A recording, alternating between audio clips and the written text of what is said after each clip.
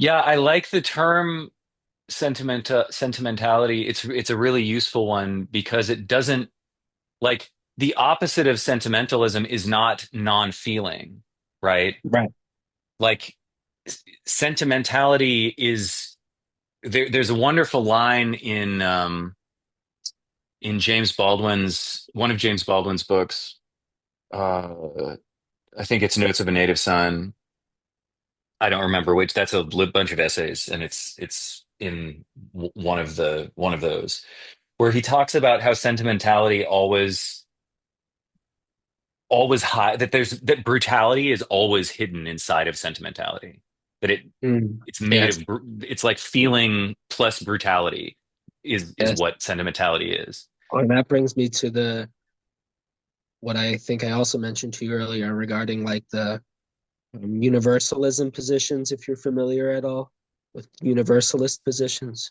Do you know what I'm talking about? I think, I mean, in terms of saying every, like the nature of every human soul is essentially the same, and that like we're all bound, we can all be free, this sort of thing, or are you speaking of something Well, else? I think I'm specifically speaking about like what's known as like either Abrahamic universalism relating Okay, to the salvation of all souls. okay.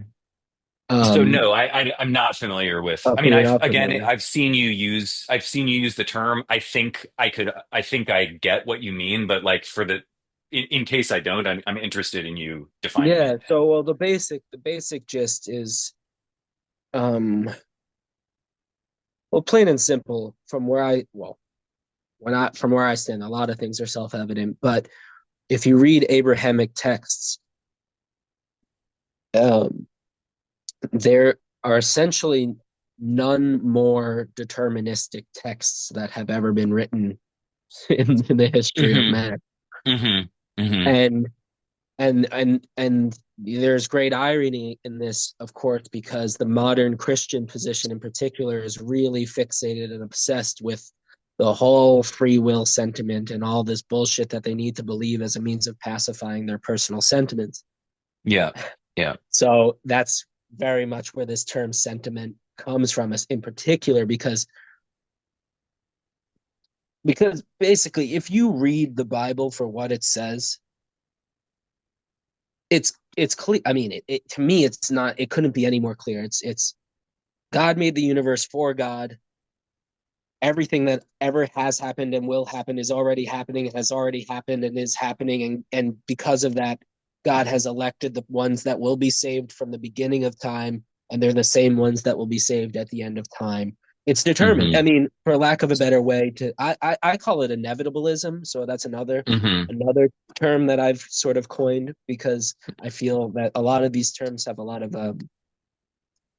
they have a lot of emotional tethering to them, and people, when you just use terms that people are emotionally tethered to, it's Yeah.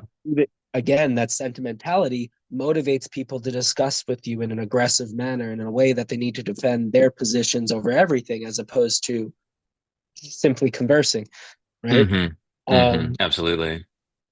and so this yeah so universalism, Christian universalism in particular, essentially has been born out of this place of people who have witnessed the Bible for what it says in regards to the essentially the predestination of all things. Hmm. Uh, um, and due to witnessing that and feeling that, okay, they recognize, at least to some extent, the predestination of all things, but they're Yeah. not okay on a personal level with they're not okay on a personal level with the predestination of all things unless that predestination of all things includes the salvation of all souls. Hmm. Okay? So Hmm. this is where the entire universalist sentiment is derived from. It's from the self, whomever they may be, being not okay with the fact that some are predestined for death and others are predestined for life. And because they're not okay with that, they seek um, to to rationalize it via the perspective of a universalist position. Hmm. That eventually, even if it takes, and in a way, it's actually similar to some Vedic belief systems, similar. Um, and even though they don't see that because they're both fanatics on both sides, the Hindus and the Christians, um, but but eventually, God has made it that no one will suffer for forever. Essentially, that's their position, and that's a nice position, and I get it. I get it. I get why people um I get why people cling on to it, but there's just it's just one of these other great examples of the hypocrisy of of the human species, maybe. Um, Hmm. um, in that when you try to discuss these things with people in in any way, if you try to discuss any of it, they are extremely, extremely aggressive. Yeah.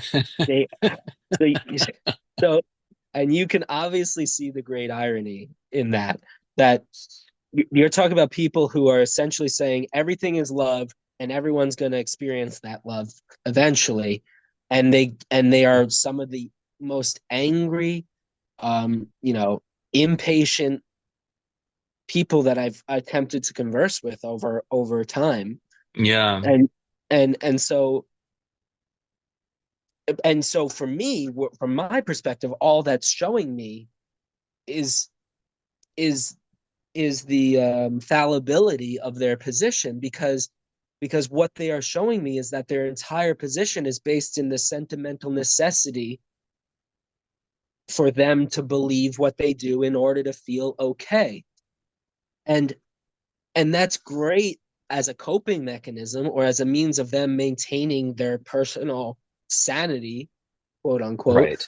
Right. But it holds no objective truth. It doesn't, in the sense that it does not speak to the realities of all other beings, because the entire thing is based around the sentimentality of one being. Right. Yeah, it makes me think of there's a line in the have you read The Wisdom of Insecurity by Alan Watts? Do you know this book? Yes, I have, yes. There's a wonderful line in there where he talks about um like people he sort of talks about the void that happens when like God's died in the Western world with the rise of science and post-enlightenment thinking and all of that stuff. Yeah. And he says, I'll just read this to you because it's so good. The immediate results of this honesty, i.e., honesty about the fact that God is not necessary, have been deeply unsettling and depressing. For man seems to be unable to live without myth, without the belief that the routine and drudgery, the pain and fear of his life have some meaning and goal in the future. At once, new myths come into being, political and economic myths with extravagant promises of the best futures in the present world.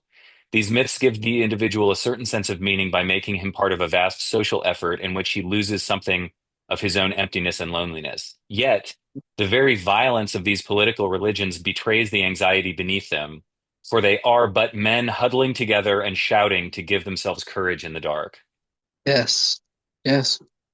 Yeah. I just love that. I call it tribalism, because that's what it is. Yeah, It's yeah, tribalism. I've written on that a bit too. But I actually think I wrote a post called "Tribalism and Sentimentality." Um, Everyone's looking to find their social club. Yeah, yeah. because the social club gives you a sense of security, false security or true security, or at least feeling that you belong to something. And so even if that something is not true or good for you or others, at least you belong to something. Well, this is what this makes me think about uh, another. So like this trend in even spiritual teachers and spiritual teachers who even have, like I've met spiritual teachers who have some amount of expanded consciousness or quite a lot of expanded consciousness and Sure. and can and can speak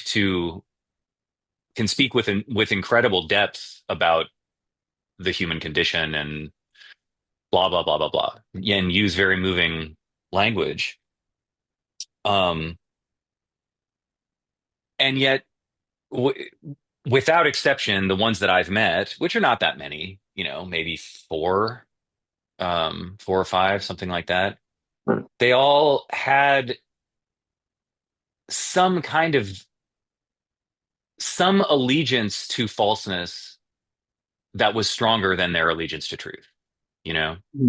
Yeah. Well, Um, they have, if I were to guess, they have a strong, at least some allegiance.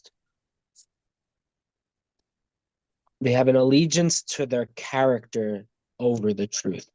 Is is my guess. I think that is a really interesting way to put it because I'm thinking, I mean, some of them were kind of cult leader type people and they have an allegiance to power, right? That's like very transparent and just kind Yeah, of which is their character bog standard power. narcissist, whatever. But there were others, and I'm thinking of this. There's this one guy named Kapil Gupta. I don't know if you've ever heard of him. No. He's an interesting kind of non. I don't even know if he's non-dual. I don't know what he's a lot of the ways that he writes like remind me of a lot of the ways that you write. Um, because he's very much opposed to any kind of systematic approach to anything, certainly to spirituality, that like, as soon as you try to come up with a system, that's the mind trying to grasp the ungraspable. It immediately gets watered down, blah, blah, blah, blah, blah. I'm sure you get it. Yeah. But at the same time, he's like obsessed with and extremely charmed by like political power, and Healthcare. like success in like the realm of human sports and human, like all of the kind of standard ways that we socially recognize success. He has Sure. this weird thing where he equates those with spiritual prowess in a kind of odd Yeah, and way. Like he wouldn't be the first by any means. Yeah. no, no, it's the only thing that's unusual about it is that in so many ways he is very devoted to the truth, and Yeah. he himself is he's extremely antisocial. He doesn't he is free of a lot of typical social conditioning that keeps people in a kind of tribalistic mindset, and yet there's this, somehow this realm of like subjective uh agreement about what a successful person looks like still has its hooks in him, and like I always just find this so. Do you think that he thinks that or he's just doing it for fun? What I mean to um say is like, for example, I think that's actually some of the great ways, like, in Vedic stuff, like depicting or Vedanta stuff, whatever. mhm, The way we depict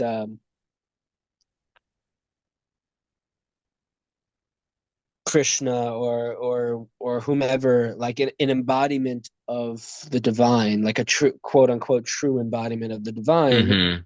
Like a truly free being, as is free is that as possible, yeah, is that he's still playing a character.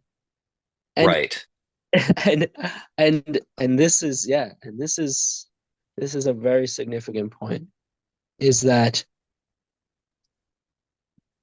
if an individual is made manifest within the meta system of creation, even if that individual is Krishna or Jesus Christ or Gautama Buddha or whomever, they are still a distinct character within the theatrics of creation.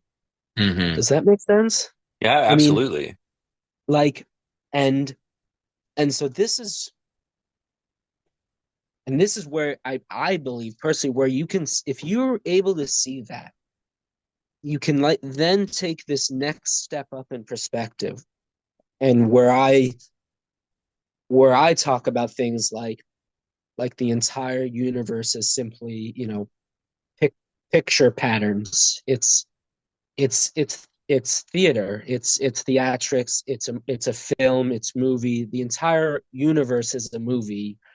Mm, For lack of a better way to put it, it's the whole thing is theater for the theater maker to make it, yep. sound nice. But it's even more simple than that.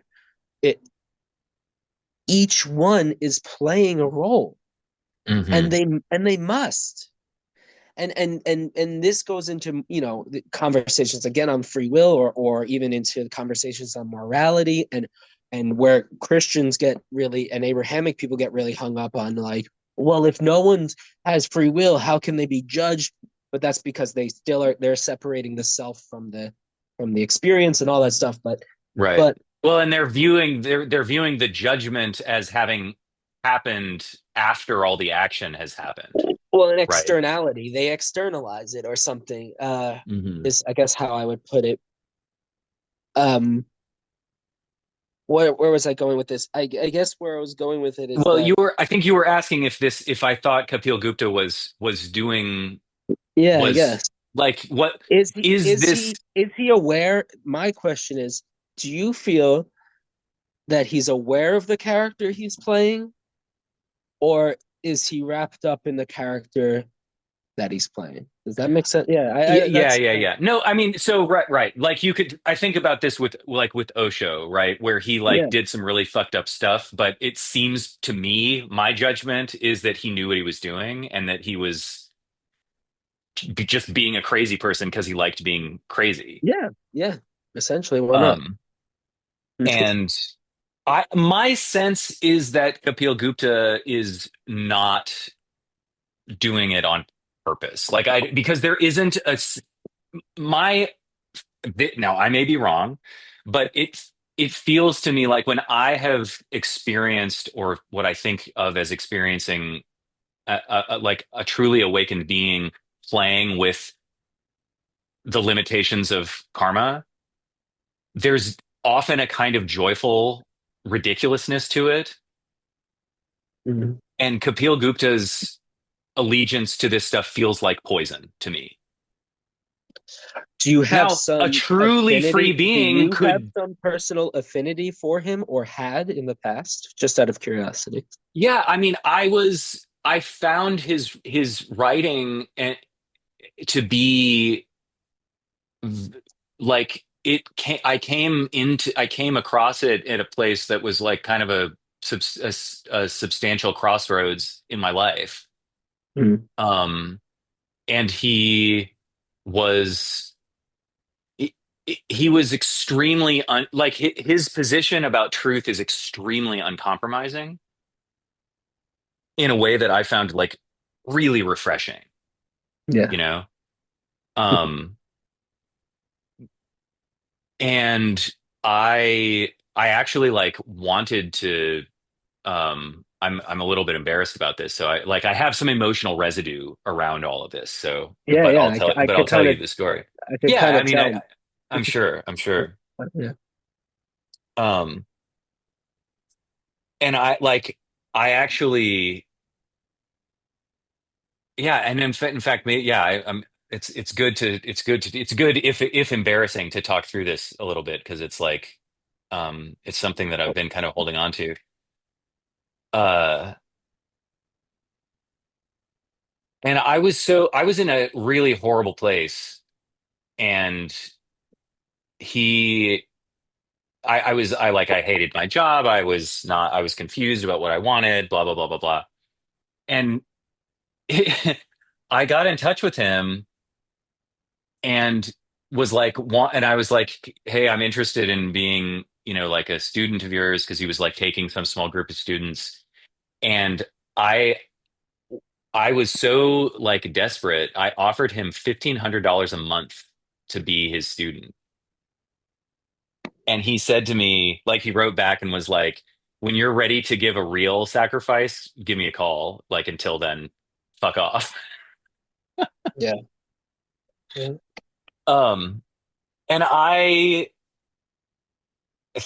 mean, I'm very grateful that he did that because I would have thrown a lot of money at him Right. For potentially nothing at all. for potentially nothing.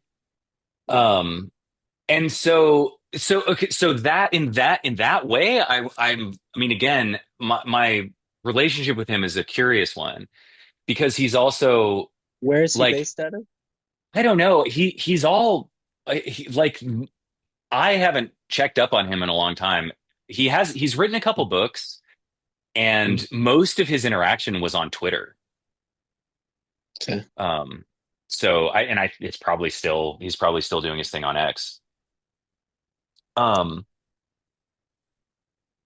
I mean, he's really interesting because a lot of his stuff is very uh uncompromising. A lot of it is very true, but he's full of hatred, and like he hates people, and Yeah. um he's he doesn't have compassion. He's not a being of compassion. He's a being of I don't I don't totally know. I don't know what he is. Yeah. And like I Interesting. obviously like Would I you call him a recognize being of privilege? oh he's absolutely a being of privilege. Yeah, Yes. absolutely. Now, Yes. just because I may, I'm going to offer this Please. contrast and Yeah, to yeah, yeah. show some great insight into the true dynamic of all things. Now, I myself, I shared with you, I feel to be a being of near infinite compassion. And I don't Mm, mean that in an exaggerating manner. I have near infinite compassion for beings.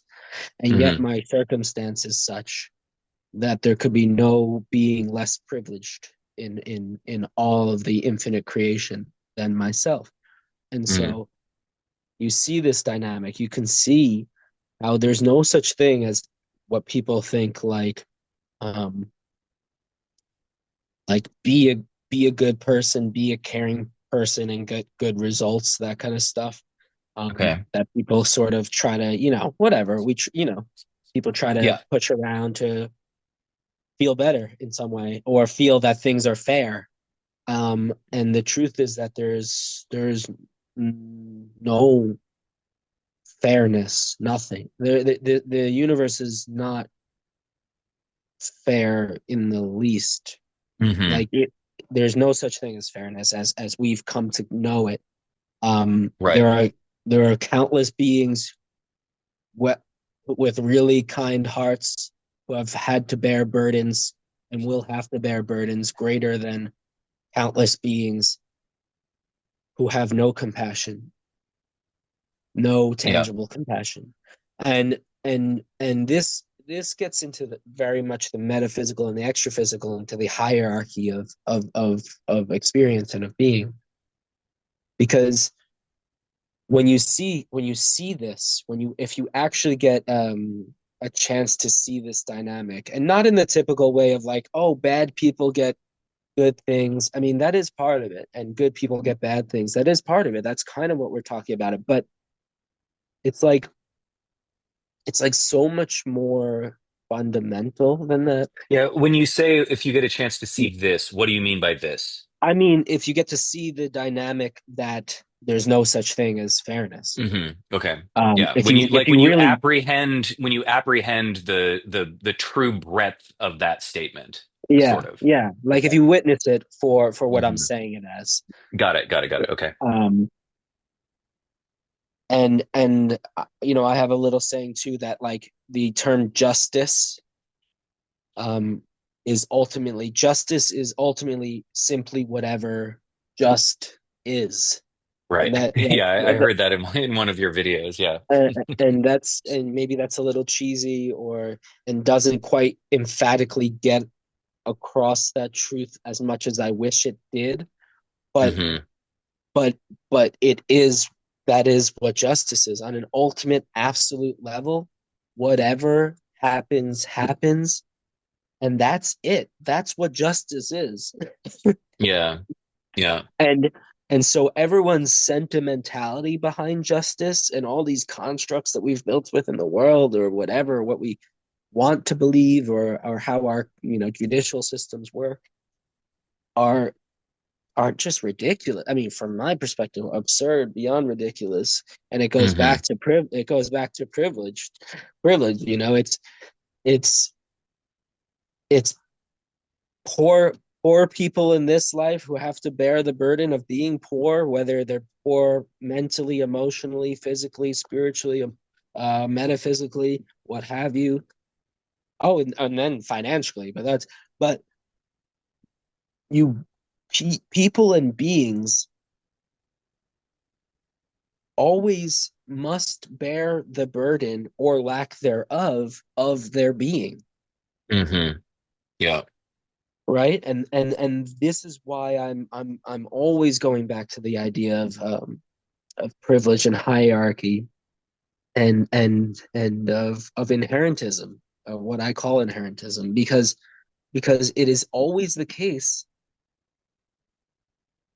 that a man will face his own fate. No one else can face his fate for him, you know? Yeah. And remove the word fate for and if it means something that it doesn't need to in this context, in the sense that, you know, if a man is mentally ill, it is him who is mentally ill and has to deal with the reality of being mentally ill.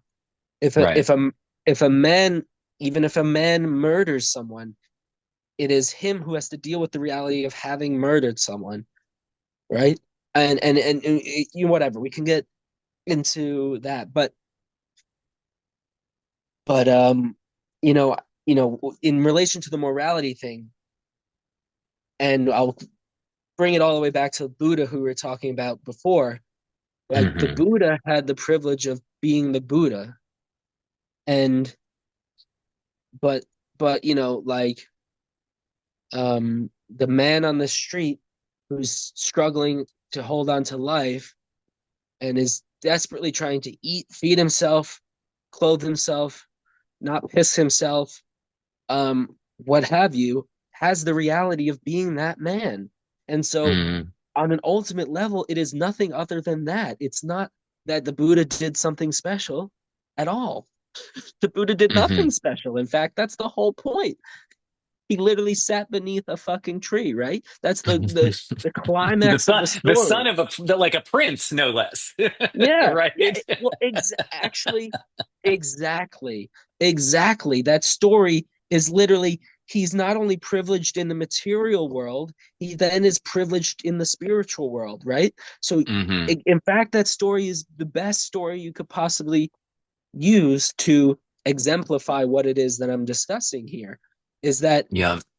privilege begets privilege, and poverty begets poverty, and and we're talking about in all dimensionality of life. And so yes, Buddhism again is a foundation of privilege. It's Yeah, it's founded really on like privilege. like it's fascinating. I mean, I didn't I didn't put that together till now. I was thinking like, oh no, it's just the teachings that are sort of a result of privilege. It's like no, the Buddha, everything about Buddha and Buddhism is a kind of weird cosmological statement about privilege. Yes, yes, Wow, that is really strange. yes. And now you're seeing. And now you're seeing. Uh, you And know, now you're seeing. one of the things that occurs to me when you were speaking just now is also that, and I just wonder if you have any thoughts or insights about this, like, you know, even though like if there is a mentally ill person on the street, it is his reality, it is his burden to bear and experience that mental illness, right? There's another layer to that is that there is also like we collectively bear the burden of living in a society that is willing to not help those who need help, Mhm. right? Like there's this Oh, I mean collective. that gets a little convoluted only because only I I see that you say this from a place of potential compassion, but in the sense that in the sense that society should be other than what it is something based in the sentimentality of whomever No, is so is I making such a proposition. Do you know what I'm yeah, saying? no, I totally hear what you're saying, and I And I and guess and what and go on. and I hear you, and I hear you. And yes, there is a collective burden, right? It's like, and yeah, I'm not speaking about shoulds at the moment. Like like what I'm saying is like if you and I mean again, You're breaking up I just a little oh bit, just so you know. I okay, can't quite hear you. I haven't. Can you hear me now? Am I back? Oh, Hello. I think I've slightly lost you. I'm not sure. Okay, I can hear you. Can you hear me now? Check, check, check. No? Okay, now I can Yeah. hear you. Yeah, Am I back? Okay. yeah, Hopefully that was yes, just yeah. a temporary hiccup because nothing has changed. Um, yeah, I'm not speaking about shoulds right now. I'm speaking more about like, Mhm. for example, there is a like in terms of like white society, it seems to me that like white society bears a horrible wound from having been the beneficiaries of slavery that is like totally unresolved, Oh yeah, and and that no one oh knows yeah. Well, like we're seeing the perpetual, we're seeing the constant flare ups, cultural flare ups from all that all the time. Yeah, right, yeah, yeah, and so it's more, so I'm not saying we should like society should be better and we need to do this or that in order to address that, although that might be good or right. whatever. I'm thinking more just about like it's occupied my mind a lot these days because like when you think about someone whipping a slave, it's very obvious what the damage to the slave is, and it's not as Right. obvious what the damage to the slave master is. But there is damage Mm. actually, Sure, of right? course, of course. And like Yeah. what is the nature of that damage and how to go about processing it. And Mm. again, maybe this is not useful. I guess one thing that's been on my mind through the course of this conversation is like, is there, I know that you said that you're speaking the words that you speak because they need to be spoken. Um, Yeah. and is there also some, I mean, it seems to me that working whatever it means, like working to try to reduce suffering or something is a worthwhile thing to do as a being. And maybe that's like I'm a little bit frustrated because those aren't exactly the words that I mean, but it's like Mm. like when my heart has the feeling of compassion, following that feeling of compassion is something that I'm compelled to do. Yeah. And as I grow older and as I become more in a space of wisdom, I feel that even ever more strongly, you know? Um, Right.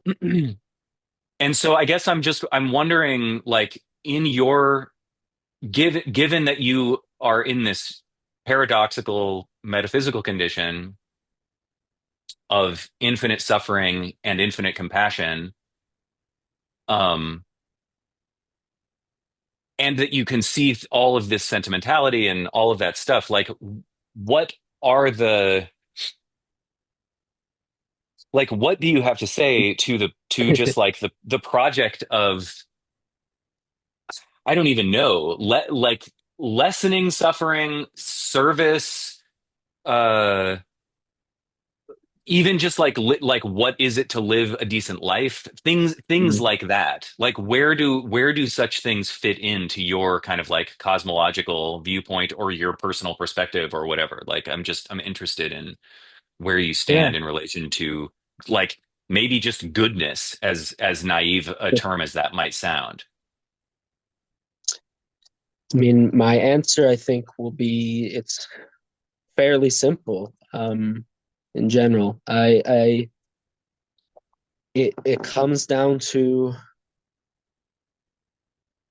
nature, and it comes down to capacity. It comes down to what one in and of themselves is drawn to do or bound to do. And I guess for me, you know, because I'm from where I stand, I'm witnessing everyone doing exactly as they do and not any way other. Hmm.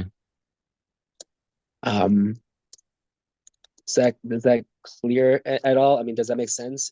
Like Uh, what I'm yeah, saying, for sure. Yeah. what I'm saying is like again, it's never about should or shouldn't. Like, we could play with this a little bit. Like, should you help the man on the street who you're called to help, for example? Well, should you or shouldn't you? I don't know. I mean, I could give an opinion. Sure, I could, but that opinion will be based on my sentimentality in the moment regarding it. But I'm saying is it right or wrong? Is that kind of the question? I don't believe it's right or wrong. I think compassion begets compassion most of the time, but it's not objectively right or wrong because I think on an Hmm. ultimate level, you and whomever it is going to do exactly as you do. And that your action and your behavior is determined mostly, if not entirely, by your nature and your nature and how it relates to the nature of others or the nature of everything. And so it's a stitched and woven fabric, right? The entirety of um creation of the universe, what have you.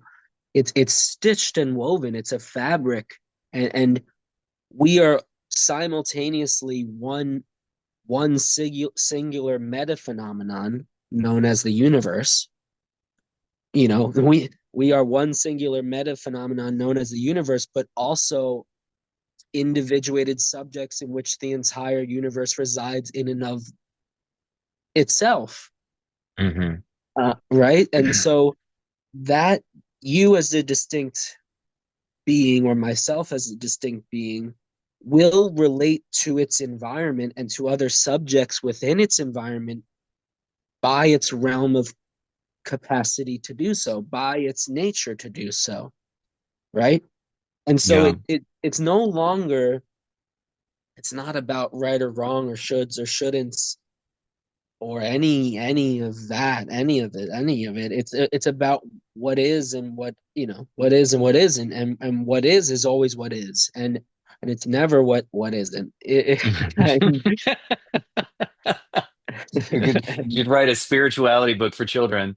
and Um, it's that well because it is that simple, and this is one of the many ironies of the pursuit of knowledge or wisdom or depth, right, of awareness, is that the most simple, absolute simple thing answer is the answer, because the truth is, the truth is what the truth is. It's a self-apparent phenomenon. It's not an abstraction. yeah, You yeah. know, what I'm saying? Like, I do. it's It reminds me of a like. Have you ever heard this? Can I read a poem to you? A short Walt Whitman poem sure. I'd love about to. this? it's wonderful. He says, "I am the poet of reality. I say that Earth is not an echo, nor man an apparition, but that all things seen are real, the witness and albic dawn of things equally real. I have split the earth, and the hard coal and rocks, and the solid bed of the sea, and went down to reconnoiter there a long time, and bring back a report. And I understand that those are positive and dense, every one, and that what they seem to the child, they are, and that the world is not a joke, nor any part of it a sham."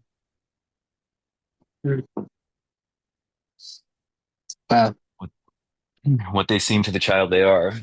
Yeah. Yeah. Um, Out of the mouth of babes, they say, Out of the right? mouth of babes. Yeah, exactly.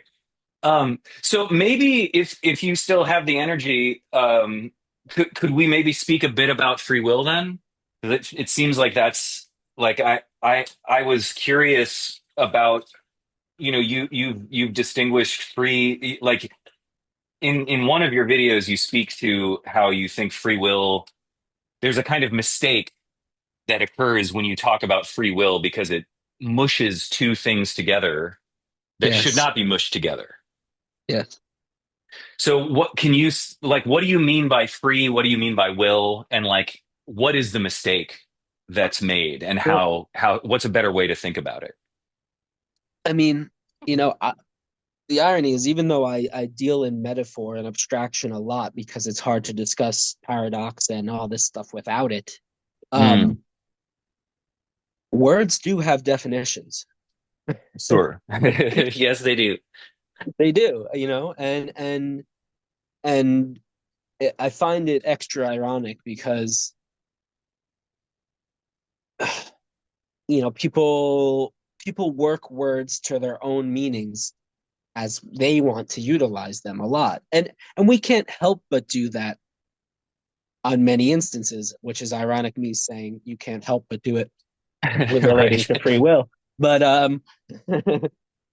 but that's such as the phenomenon or the phenomenology of language is that it's fluid, it's always changing, it's liquid, Right. it's it's a dynamic substrate, and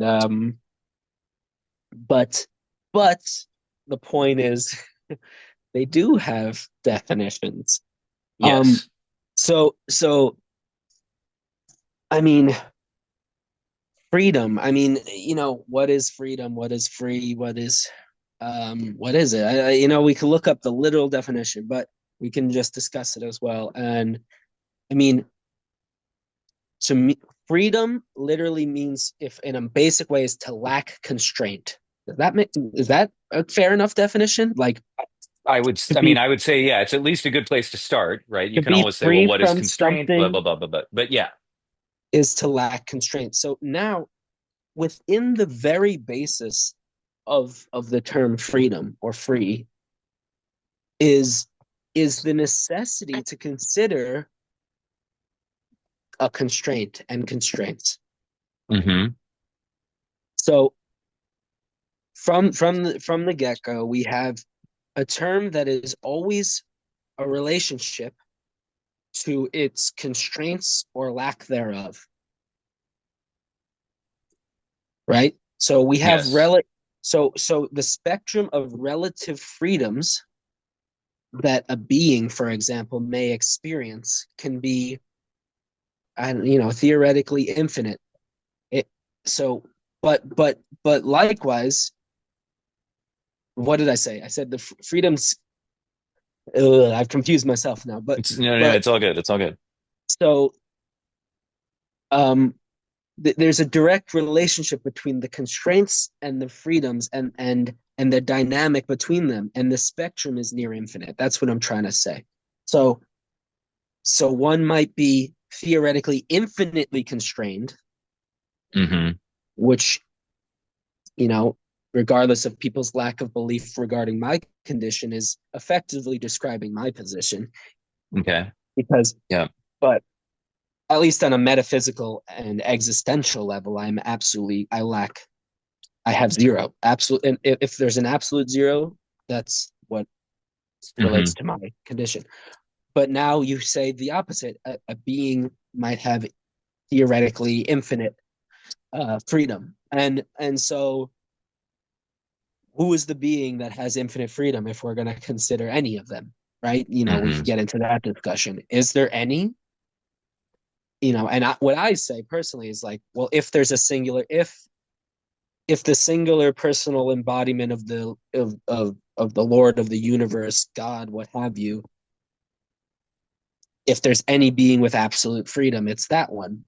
Um, Right. but but everything that exists within the meta system of the infinite and eternal creation is abiding by some kind of constraint of some form or another, because it Right. I exists. mean, you can't exist.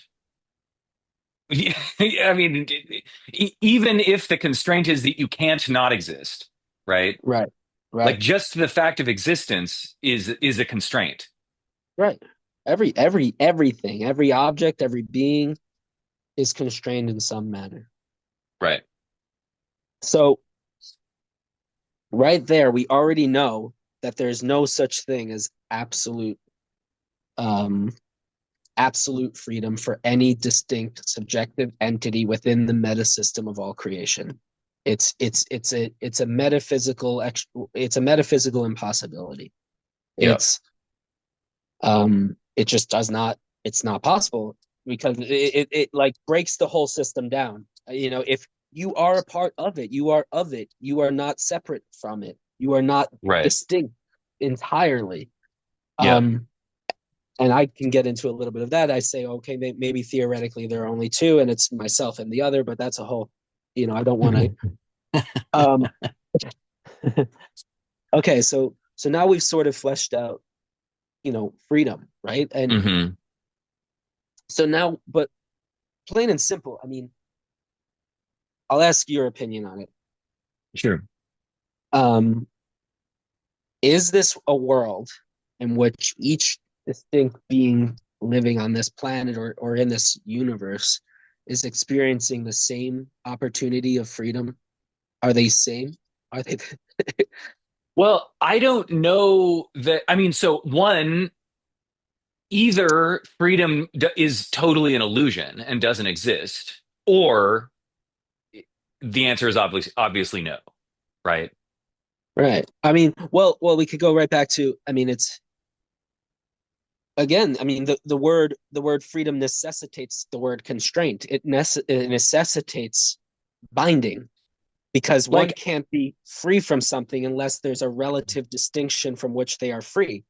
So I'm free from these chains, or I'm free to do as I please, whatever, and it gets, the freedom of speech. Okay, who has the freedom of speech? Actually, we talk about these, we talk about rights, for example, constitutional rights or human rights, yeah, as if they are absolute, because but the truth is that they're always theoretically absolute, right? The freedom right, of speech, just because it's written down on a piece of paper, doesn't mean that the freedom of speech is there for everyone, right. It right? doesn't, and in fact, it cannot apply to everyone equally. Like, Right, even just because the means of application are so imperfect, right? right. Even if people were interested in applying them equally, they wouldn't be. And furthermore, people are not interested in applying them equally. Well, yeah, and the sheer dynamics of a society does not allow for equality in any manner. And that's why it's always a lie, at least in terms of, or it's always hypothetical and theoretical. It's never actualized, Right, um, because the constraints, of which there are near infinite opportunities for potential constraints depending on the subjective being and their whatever the multitudes of structures by which they are bound by.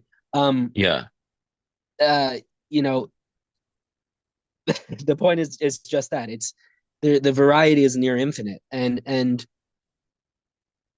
thus already we very clearly, if and I say this repetitively to people all the time when discussing the free will topic, is like if you have even the faintest of perspective on on the human condition and the potential for the human condition and what is going on within each subjective being's personal reality, if Hmm. you have even the faintest perspective and honesty, in my opinion, then there's, you know, there's no such thing as equal opportunity or equal or equality or freedom, like these, because a lot of people approach the free will conversation, especially people who tend to really be fixated on the free will sentiment, Hmm. um, and the need to have they do so in this way that like blankets the world, and like really they blanket the world as if like I'm perpetually I've used that word a lot. It's a good word, but it I'm astounded over and over and over again by what, from my perspective, is complete lack of awareness on these people's Hmm. parts towards others and others' lack of freedoms. Right. Well, and I mean, what simpler way to sum up privilege than that, right? Exactly. Yeah. And it's why I'm always using this turn of phrase. I say persuasion by privilege, persuasion by privilege, persuasion by privilege, because that's the repeated reality of all these people's perspectives.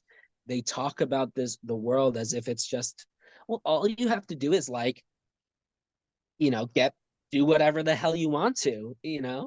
you Yeah. know, and Yeah. it's like, are you really that limited in perspective that you cannot see that that is not the truth for so many beings? Well, it's And the just like it's so obvious. I mean, this is one that just again, it just kind of burns my ass. Like, if you want to get a job, then Yeah, you'll probably be able to get a job. If you don't want to get a job, like the gulf from going from not wanting a job to wanting a job is so much wider than the gulf between wanting a job and not having a job and having a job, right? or just straight up, I mean, and I'll always throw it back. Capacity. What Yeah, capacity do you have to get a yeah. job? I mean, to say nothing of like even irrespective. I mean, everyone focuses on capacity, right? But it's like your own ability to become motivated is part of capacity, Yeah, that's part of it. Absolutely. right? Like it's like yes, there like many people don't wind up homeless because they have a system of responses in their body that makes the Well, they have possibility of homelessness well, they have uh the means. They have the means in to do something about it. And well whereas n that's yes, and I'm that's not saying an that even the desire to like the like someone who loves uh running a business and buying and selling real estate, if someone loves doing that, they that in it in them, like regardless of how good they are at it, just the love of doing it, the love of doing something that earns you money is like a massive privilege, right? I mean, there are so many layers of privilege in that already. Yeah. Right. There's so many. Yeah. And so I mean, it's like it's one of the things where that like people are like the idea that, I mean, again, it's like, and I speak as someone who had like I have a lot of capacities in terms of technical stuff. Mm. What I don't have capacity for is doing the things that would make me rich because I find most of those things to be disgusting. And like Yeah. I You have no can't do interest. anything about that, right? Mm. That's not something to like power through. Mm. And if someone didn't have that, then they would be able to go for it and like more power to them, right? Um, I don't know. I'm a little bit. Yeah. I've lost the thread a little bit. I'm sorry. No, no, you're on it. You're on it. But I see you delving into like your personal experience and trying to relate to that, and I can understand that.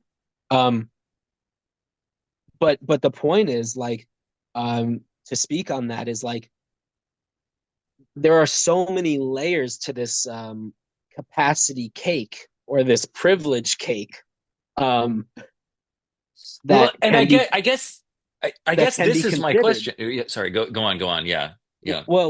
Because it's you can pick it apart kind of forever, Mm-hmm. um, in the sense that there's always a new layer to consider in terms Mm-hmm. of what might limit someone in comparison to someone else, and what might liberate one person in comparison to someone else, and Mm-hmm. and so to blanket the world in this ubiquitous sort of sentimentality of blind presumption of equal opportunity or free will for all is just outrightly completely dishonest and persuasion by Yeah, privilege. And that's why I say it over and over and over again, because that's yeah, all it is. It's a persuasion of privilege of thinking, well, I'm free to do this, so that means everyone's free to do it, right? Like, I mean, it's really that dumb, and that there's no better way for me to say it. It's that basic. yeah. It's really stupid.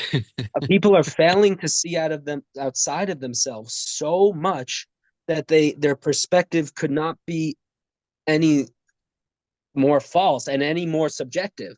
I mean, Yeah, it's all about them, and then they assume the whole world from there.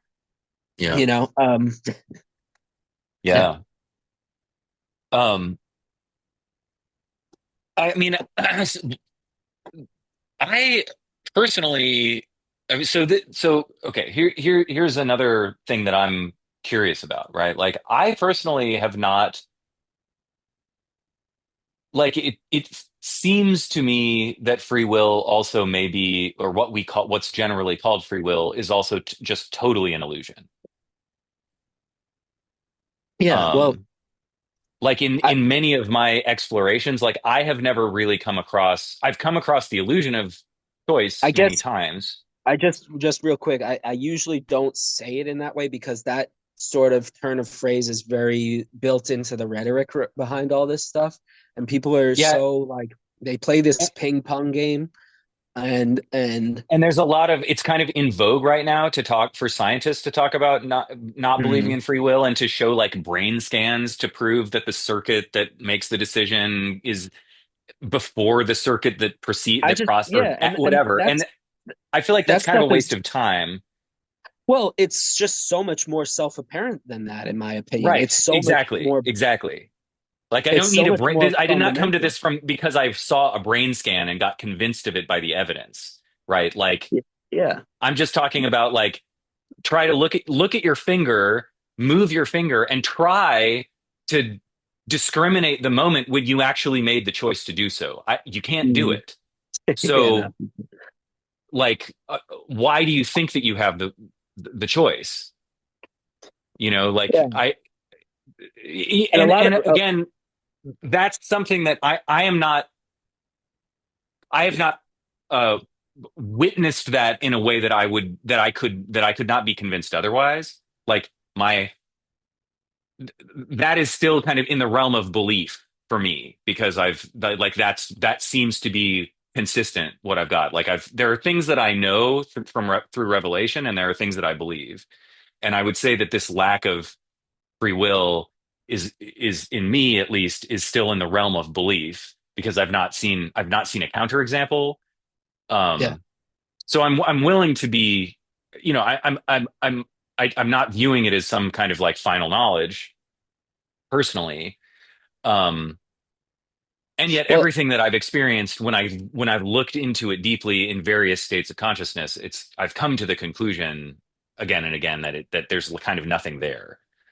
And I'm interested in how that well, one, I'm interested in your experience of that, and if that is also your experience, and then subsequently, I'm interested in how that experience relates to this larger question of what we're calling free will and what people think about as free will.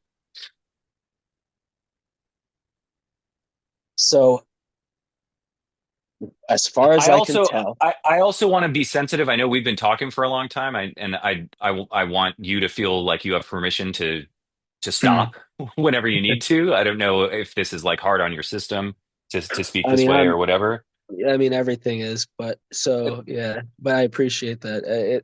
Yeah, and perhaps Um, if we do end up discussing again, we can get into some further stuff regarding even my circumstances and stuff like that. Absolutely, yeah. I would definitely like to speak more about that. Yeah, and just like what's going on, like what your experience of life is, all sorts of stuff. Yeah, That's also very interesting to me. Um, it would be worthwhile, perhaps. yeah, But let's yeah, we'll keep going for this with this for now and see what happens. But I guess the phenomenon that I recognize is that people who exist in conditions of relative freedom mm, overlay that sense of inherent freedom that they may experience with what they're calling their will. hmm, yeah, yeah, So so you have people who exist in conditions of relative freedom, which we've already established are not everyone, right. This is very obviously. clear, and I'm very Very, obvious. And very, the fact that people disagree with you online when you make that claim, I just find completely astounding. yeah, and you wouldn't, it's like countless people. Yeah, I mean, countless people who disagree with me, yeah, or play in some game of whatever. yeah, Um, so we've established that there's yeah, many people who lack freedoms altogether of all varieties. right, So these are people who exist in some condition of inherent or relative right. privilege and freedom, who Hmm. then overlay that condition of relative privilege and freedom with what's called the will. And we can and the definition of will is, I mean, what is it? The will is the call to action, maybe the I call think to you've said it's capacity for choice, I think. the capacity for choice. Yeah. I mean, to be fundamental about it, because we have to be a little bit fundamental about it, when we're going into this Absolutely. language. Otherwise, Absolutely. you're perpetually perpetually in a game of playing some semantic word, a semantic word game of, Hmm. oh no, it means this, it means this, it means this, whatever. But so capacity for choice, which again, and that's something we could break down in and of itself. There are many who lack capacity for choice altogether, let alone free choice, Right. right? Right. So, Yeah. Well, so and this also gets into my sort of like because again, it's like maybe all we have is illusion of choice, and that choice and everything is just an unfoldment. yeah, and I guess Original and the reason I don't use the word like illusion and stuff is because then it it gets even more ambiguous when discussing this stuff. And it right. can go into like realms of like, well, what is an illusion and why is it more or Yeah. less real and what And it is all and it also tends to go into, I mean, again, it's like in the same way because like people are people who live in privilege are not resilient, right? Like it's one of the prices that you pay of living in privilege is a lack of resilience. And so like when the things that you're used to get taken away from you, you sort of Mhm. wilt, right? Well, And yeah, you're just it's a threat. I don't know if I was discussing this with you earlier, but I was discussing with someone earlier today that, you know, these if if these constructs within their world are broken down, it is a quite literally a threat to everything they assume themselves to be, their yeah, reality to be, all yeah. reality to be, what they um everything. And thus it's a threat to them even potentially biologically. and so the instinct survival is kicking in. You're literally to break apart the foundation, this, this fabricated pedestal of perception that they've built, is to threaten their lives, at least from their perspective. Yeah. Yes. Yeah, you were saying that. You texted that to me, or something like that Yeah. earlier. Yeah, absolutely. Um and it also, and one of the outcomes of that lack of resiliency is that the whole conversation often will sort of collapse into this kind of nihilism of like, well, if there is no choice, then everything is pointless, and uh whatever, we might as well just kill ourselves or whatever. And it's like, it's not even like, well, yeah, from another perspective everything is pointless, but it's actually not a problem, right? It's the kind Right. of Well, that gets self-defeating into, yeah. lazy nihilism, But you right? see, but from where I'm at, it's like that's just people dealing with their internal polarity that they have yet to see through. Um, they're Mm. wavering back and forth between, oh, if it's this way, then I have to feel this. If it's this way, then I have to feel this. Or Mm. and Interesting. Yeah, yeah, yeah. I and see. and and so when people are um when people are convinced of their character, which is most everyone, um, and when I say this, convinced of their character, what I mean is that someone is not seeing through what it is that they are and why it is that they're doing it, and Hmm. so there's this um simple lack of awareness of what it is they truly are and what is actually being experienced and what is happening, and witnessing it as it is happening. And instead they're in the world of the character Hmm. of of whatever I call it, play pretend, the land of make believe, of Right. Even of if the character is a character that's perceiving truth, right? right, right, It's like because you're not he's, like I perceiving said, truth, you're playing a character that's perceiving truth. right, and like I said earlier, we all play characters for better or worse, and the system necessitates such. The whole Right. meta system necessitates such. Like I said, even Christ and Krishna were playing a character, Yeah. right? Yeah. So I mean, there's no escaping that. No, there's not. But there Yeah. can be an awareness of it, Hmm. and and um very, very few come to such an awareness. Very, very, very few, because their whole world is rooted in what they what they need to believe to be true, as opposed to the truth. Um, And maybe more to the point, like the capacity is just not and there, and that's just and the what is. capacity, and we go, yes, and we go back to capacity, yes, and we go Yeah. back to inherentism and nature, and yes, and these things being the motivation for all things, because even, and this is the best part and I mean this kind of ironically, because Mm. it's, for me, there's not necessarily a best part. It's just the parts that are so abundantly true from my position, is that even if one fails in terms of awareness, guess what they're doing the entire time? They're still playing the fucking character, even if they want to or not. so Right. so it Yeah. does, the system isn't stopping. Time is still moving forward linearly from the terms of the subjective, the perspective of the subjective person.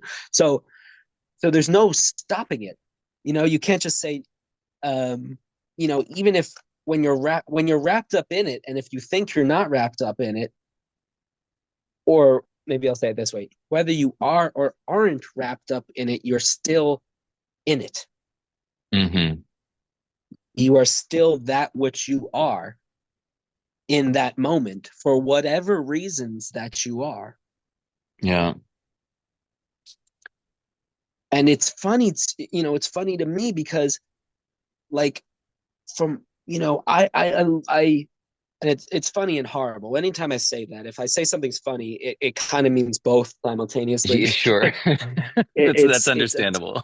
it's sort of funny and extremely horrible and horrifying, and outrightly absurd. I think maybe absurd is actually the better word usually, but um, you know, I watch people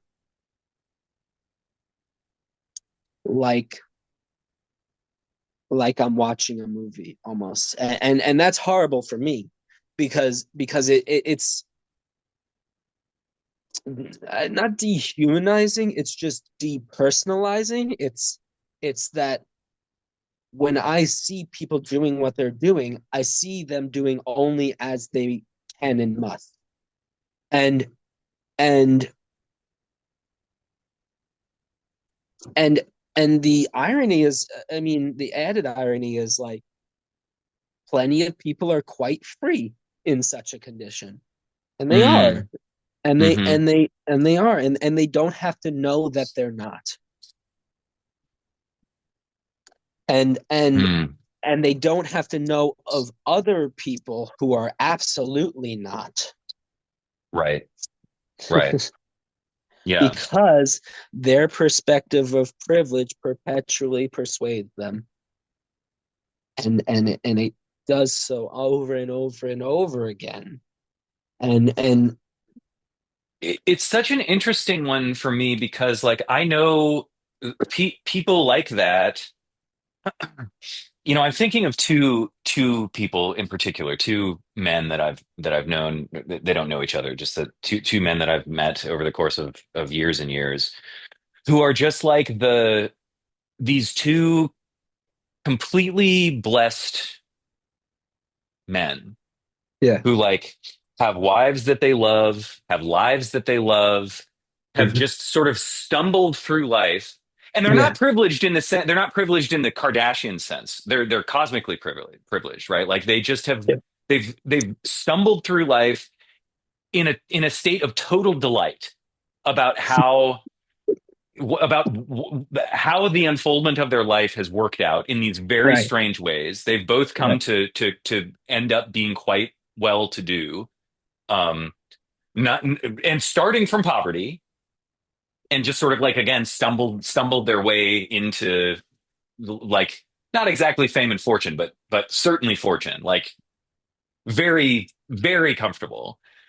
Um, and they're delightful to be around. Everyone kind of wants to be around them. They're the life of the party. And yet there is a way in which they cannot provide support or solace to people who have a hard time with life because they just don't understand Yes. what having a hard time with life could possibly look like. Like it it can't cross their mind. Yes. You've just hit it on the head. Yeah. Yeah. And it's like it's you can't begrudge them or judge them or say, oh, you should have blah blah blah blah blah, right? It's just like, no, they are as they are, and Mhm. part of being as they are means that they are. I don't even, and again, it's hard to speak without.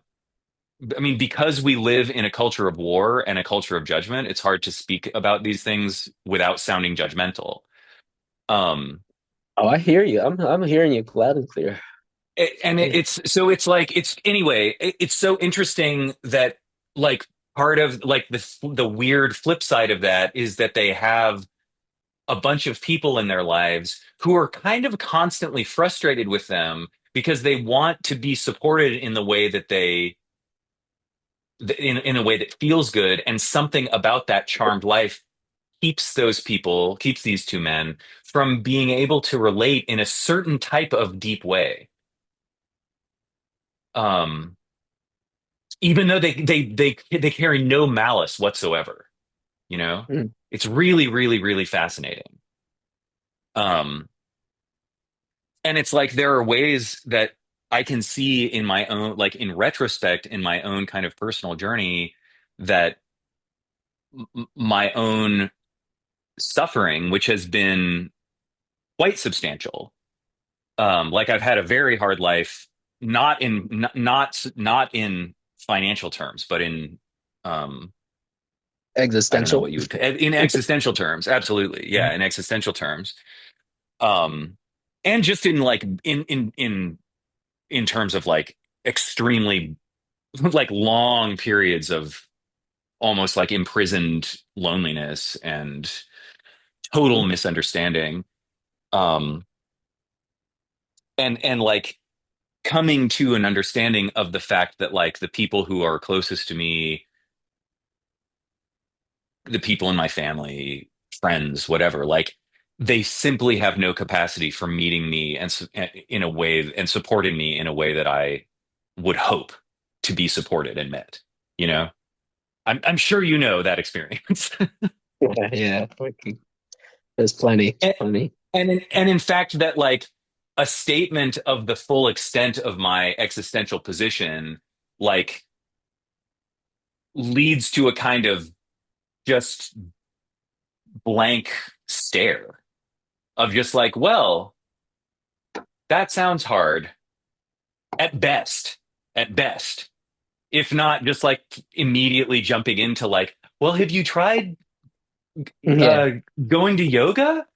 yeah, yeah, yeah. You know, and anyway, it's so I'm going on a tangent a little bit, but it's just it's so interesting to me that at the same time I can see that like that suffering and that position of loneliness has like instilled and constructed a capacity for relating and a capacity for compassion that is like unmatched in people that I have met personally.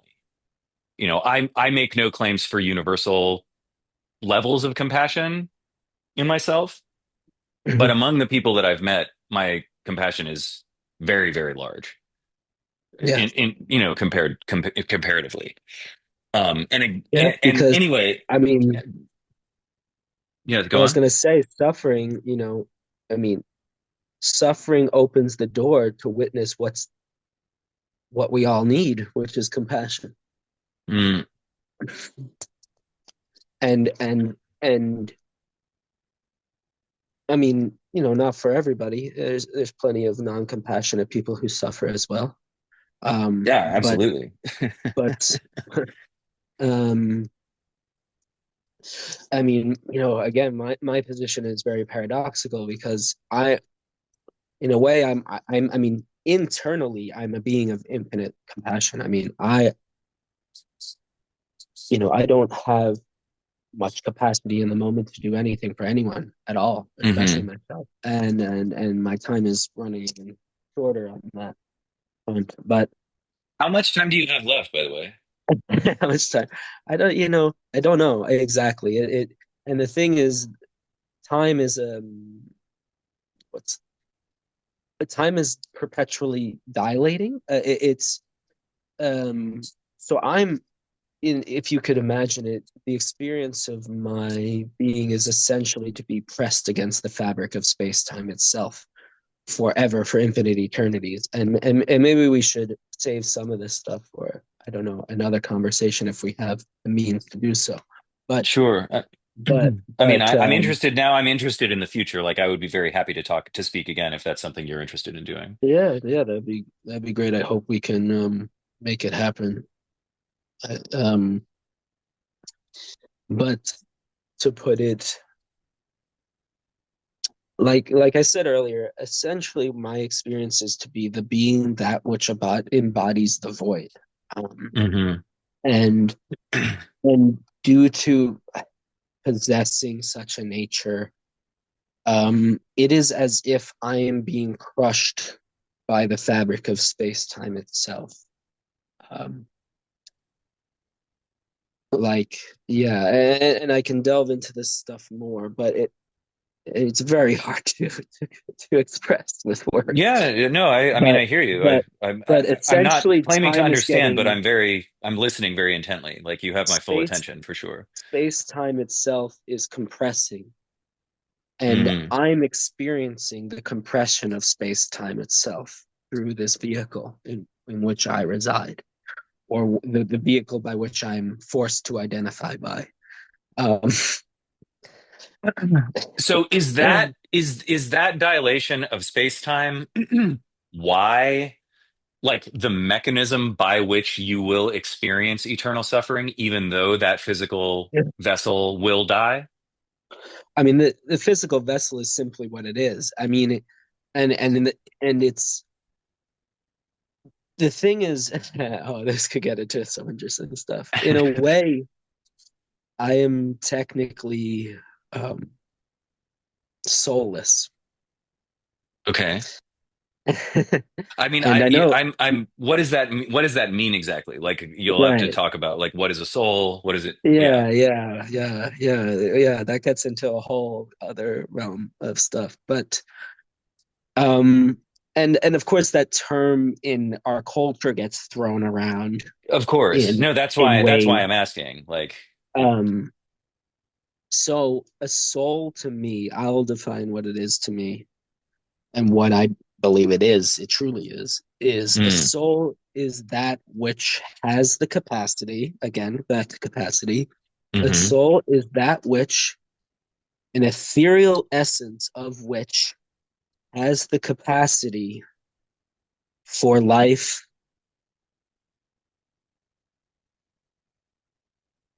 and liberation. The theoretical capacity, and it's an ethereal essence, a non-substantial, non-tangible, ethereal essence that has the capacity for life and liberation. okay. Um, I I do not possess anything like that. I Yet you are alive, like, or at least the yeah. vessel is alive. So, what do you mean by, like, how? And maybe it's just a paradox, but, like, how? Just so I understand, or to the best of my ability, like, how could it be that you're speaking to me right now and claiming to have no capacity for life? Like, what does that mean? Because so well, I said earlier how I was like I'm essentially the manifestation of the void, right? Hmm. Um And you also said that it was paradoxical, so I did. I'm giving you I'll give you credit there. So yeah, no, Yes. and again, I think you can perceive I'm not challenging anything you're saying. No, I'm and truly curious. I appreciate that a lot, severely. I appreciate that because it's a very rare opportunity for me at this point to be able to speak on this stuff at all in an honest um, manner and context. Yeah. So yeah, part of what well why I have such a grand perspective um, is because of what I am. Hmm.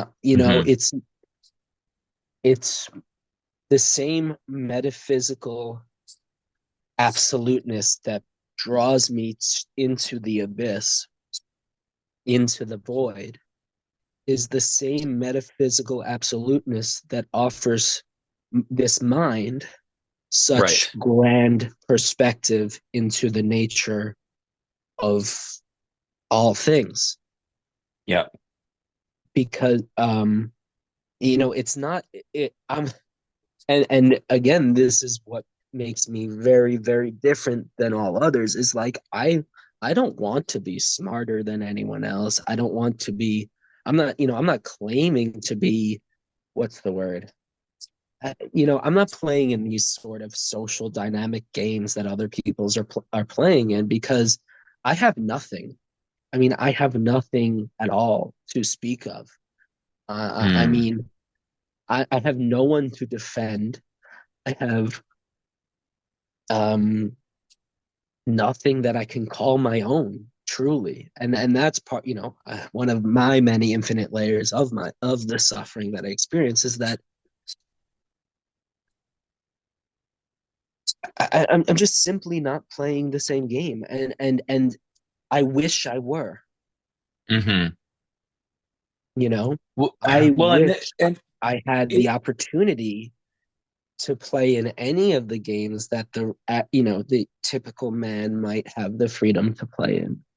Well, because and this even is what's so sorry, keep going. I well, I was interrupted going to you. say, even to have such a minute opportunity of the games that I have been picking apart for the last however long we've been talking to 2+ hours or Hmm. whatever it's been. Hmm. I don't know how long it's been. Yeah, something um, somewhere, yeah, two something two like and a half hours. Yeah. that. So you know, I would if I if I had the means to play in any of them, I would be grateful beyond comprehension to the man, to Hmm. any other man. And and this is an added layer of the irony is that and that speaks again to the from my position inconceivable privilege of these people that I speak to on a daily basis, Yeah. that that they are so privileged that they don't even know they're privileged.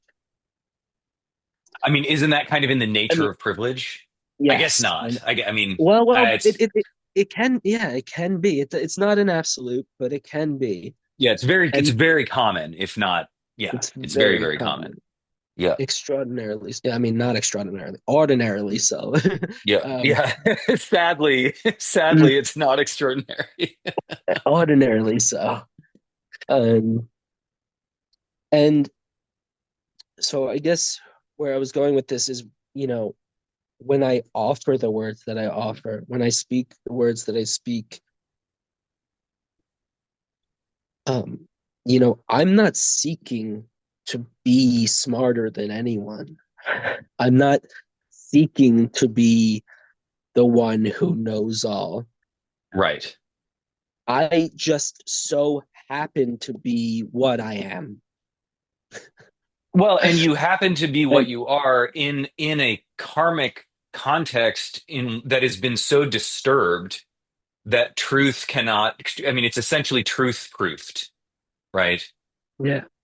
Like Well, we have been so sometimes I call it being gaslit by God because that's effectively what is happening to me mm, all the time in every moment. I am being gaslit by God. I am by the entire manifestation of the infinite creation.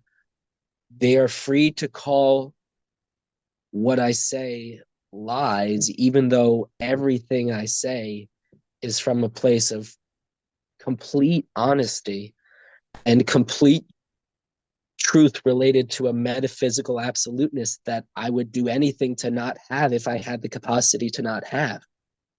well, and this is what's so interesting because like other people who that we are culturally familiar with who say things like you say are things like, Nisargadatta Maharaj and like seers who were who at least claimed to be beings of freedom, if not constant bliss and ecstasy, right? Yeah. Yeah. And I think actually a lot of the thinking about those beings in modern Western cultural context is poisoned, like deeply poisoned, and actually does a lot of harm. But that's another that's another issue. Um,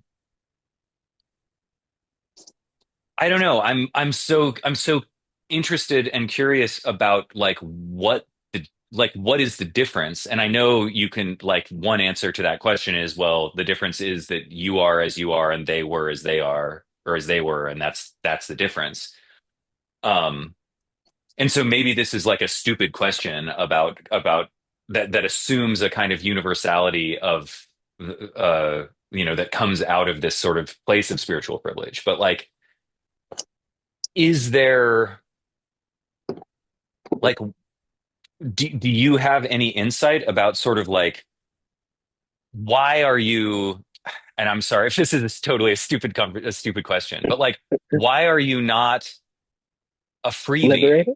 Yeah, like Liberated? Yeah. why are you not liberated and in fact the total opposite of liberated? And like Yeah. what does that, like Mm-hmm. again, is it actually, is there a question, and I'm cognizant as I'm saying this that I may be saying stuff that's like really stupid, so that Yeah. is I'm well aware of this, but like No, you're doing great. is it a question of just of like are is it that the prison bars are made of freedom, or that the freedom is actually made of prison bars, and that like like Both, everything in duality is just a question of both. perspective, and you're in one. Go on. Oh, both. Both is what I said. Is Right.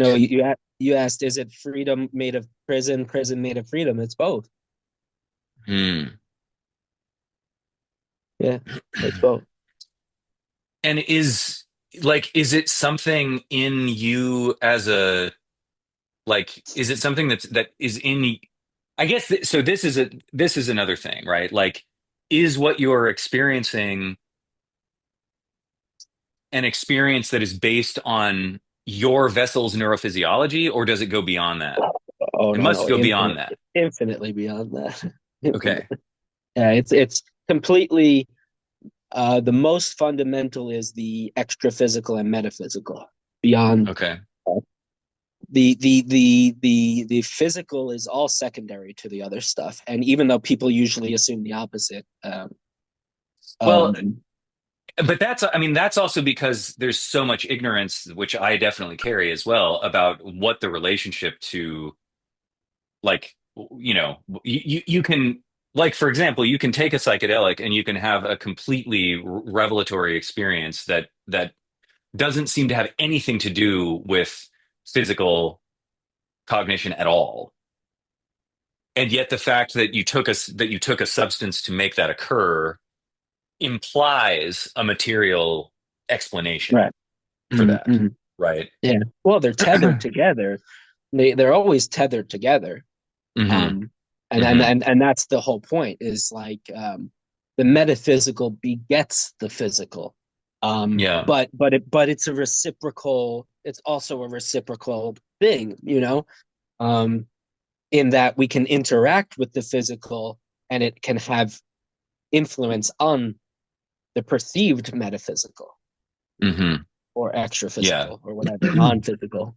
Right. I mean, Um, certainly the state of the physical being is related to the state of the soul in some ways, or at least part of the state of the soul, or something, right? They're not, as you say, they're tethered together, even if there is a dimension of consciousness that is totally untouched by the physicality, which I right. don't know if that's true. Um, yeah. Sorry, No, no. I'm,